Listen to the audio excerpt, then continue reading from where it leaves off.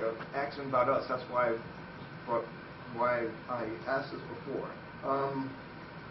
So it doesn't appear to be an adequate response to the crazy view, which says there's only subatomic particles, to say, well, it's too hard for us to understand things in those terms alone. And so, what would your response be to the crazy view?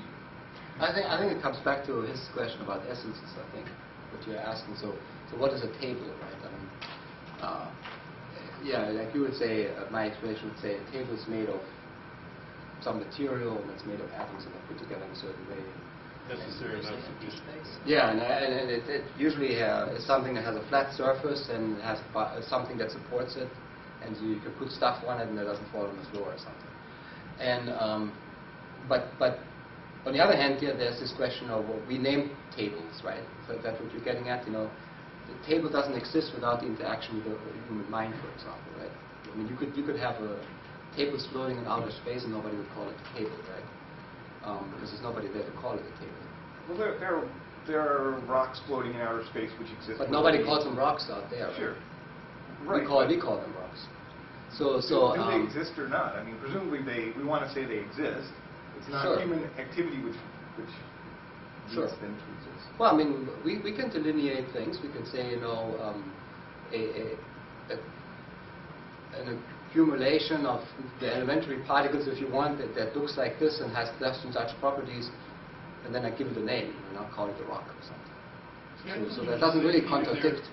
There are things. I mean, I think Eric's right that if you have this really minimal ontology, it's a rival to the view that says, no, there are hearts. You know what? There are hearts, and although we can tell what the molecular goings on and completely explain in principle how a heart works, what we can't do on this other view, this non-reductionist view you might call it, is explain its function. Its function is to pump the blood around the system. And that's another level. There are hearts, and there are things about the universe, once you've got hearts, that can't be explained simply in molecular or physical terms.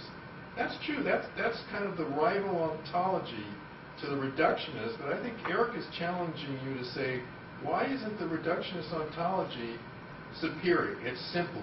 It is really simple. There is one kind of thing, the little babies, teens. Well, it doesn't. No, it doesn't. Okay, so if you were to just so the extreme view you had, it doesn't really explain anything. I mean, it does explain how the explains heart that there's works. stuff. If there are hearts. No, but it doesn't explain how a heart works, because the heart only works if you would be able to put those elementary particles together in the atoms which you put together into, you know, proteins which are put together into tissues which are put together into a working organ, and then you have to think about pressure and contraction and how all that works. You have to put it into something in the context. It cannot pump blood if there's no human. So what I'm saying is, like, if you understand that just the next lower level of it, of understanding a heart, and how these lower level parts interact and how they act in a context, then you understand quite a bit about what a heart is. Maybe you understand why there are hearts, why we have energy going around in our bodies in some other way. Maybe we don't need hearts, but maybe we could have a little nuclear power plant or something. The rival theories, do you believe that there's an average number of cars that are owned by a family? No. We talk about average number of cars because it's simple and we can make generalizations and stuff, or the average number of children, 2.3 children is the average number of children. We don't really think that there are 2.3 children. We just talk that way for simplicity, but ontologically, we don't believe in 2.3 children. In some way, if you're a real reductionist, you think, well, there's a manner of speaking, it simplifies things.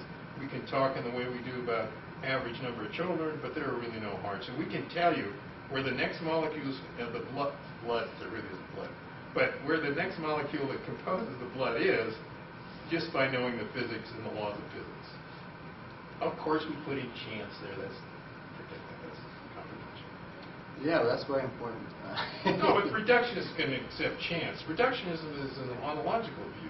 It doesn't have to deny chance. That's a red herring that one that denies chance. So, I mean, I intended to be the crazy view. I intended Bruce is expressing it well. maybe we should go. Bruce is expressing the crazy view well, and my question was really intended to be, well, my criticism was your response to, or your invocation of what we can and can't understand or explain in your sense isn't sufficient to rule out that view. It's perfectly compatible with that view. So, well, it misses, for me, that view misses the role of interaction and context. So if you just say everything is just particles floating around, you don't get very far. And it's true, I guess. Well, the challenge they don't would just be float that around, everything, given what you accepted, namely that everything could be explained by these kind of chains of explanation which reach back down to subatomic particles in the end, it seems like that view remains a live option, compatible with what everything you've said. I mean, so what? Humans have difficulty understanding things without the middle steps. So what? As far as what exists, what humans understand is well, I mean, in kind of principle, neither here nor there. okay, I get your point. I mean, but you would still have to recognize the emergent properties of every level. Sorry? You would still have to recognize the emergent properties at every level, which come out of the interaction, not necessarily out of the You material. have to recognize 2.3 average. There's an ontology where there are 2.3 children. Is that what you're saying? That's silly. No.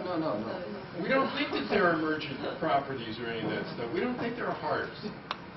Hearts are 2.3 children. Yeah. All right, ladies and gentlemen, you see all the